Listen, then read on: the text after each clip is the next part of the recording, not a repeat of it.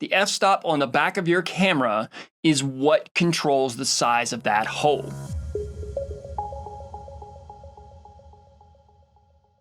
In your lens, there are a series of blades. Those blades travel around in a circle, and as they open up and close down, they create a bigger or smaller hole that runs right through the center of your lens.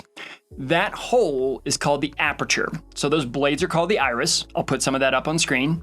And the hole in the center is called the aperture. The aperture controls the flow of light that comes into the camera. That hole, if it's small, it is closed down. But if it is big, it is opened up. If the hole is big, more light comes in. If the hole is small, less light comes in. Controlling that aperture is done with the f-stop. The f-stop on the back of your camera is what controls the size of that hole. So the f-stop number and the size of the hole are kind of backwards. It's a little weird. So the smaller the number on the f-stop, the bigger the hole. The higher the number on the f-stop, the smaller the hole. They're kind of backwards. It's really strange. Every lens has a maximum and a minimum aperture size. Some lenses can go all the way down to an f-stop of 1.8, which is wide open. It's huge. And some lenses will cap out at f22, which is really small hole. And as I said earlier, the size of the hole dictates how much light comes into the camera. But there's another thing that happens with the f-stop. So the f-stop is really good at controlling depth of field. Every lens has the ability to focus on different focal planes. Let me break this down pretty easily.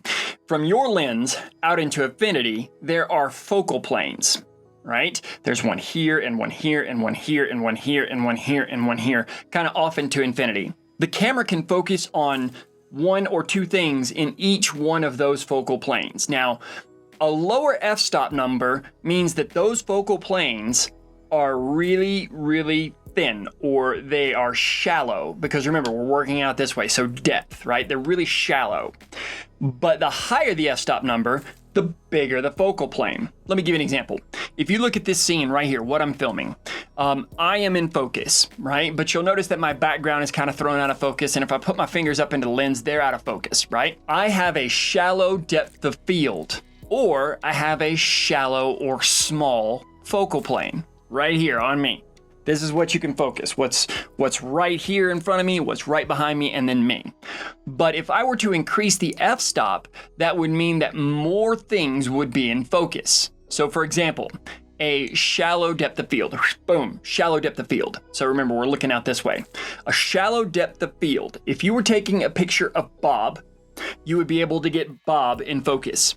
Whatever was in front of Bob, you couldn't get in focus. Whatever was behind Bob, you couldn't get in focus. And that is because you have a shallow depth of field, or the aperture is wide open.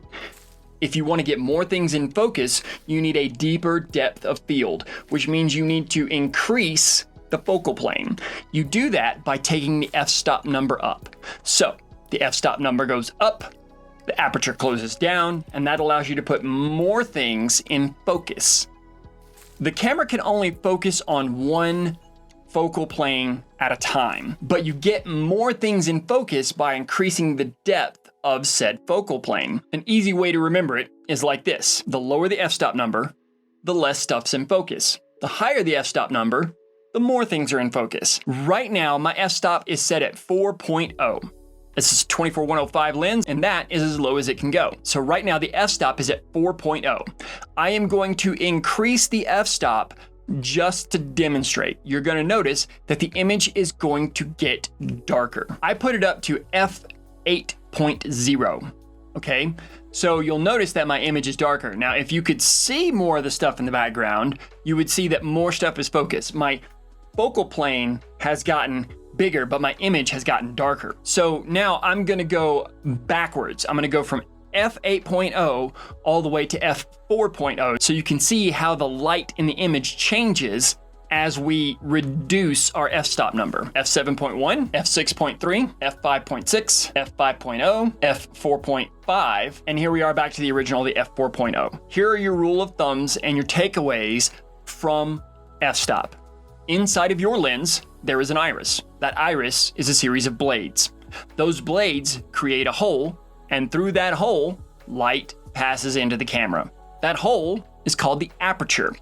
The aperture controls how much light gets into the camera. The higher the f-stop number, the darker the image. The lower the f-stop number, the brighter the image. Higher f-stop, less light. Lower f-stop, more light. But the aperture and the f-stop and the iris and your lens, all of them kind of work hand in hand together. That controls the depth of field, how much stuff is in focus. So a good way to think of it is like this. The higher the f-stop number, more stuff's in focus. The lower the f-stop number, less stuff's in focus. If you want a deeper depth of field, you need a higher f-stop. If you want a more shallow depth of field, you need a lower f-stop. And that is how f-stop works.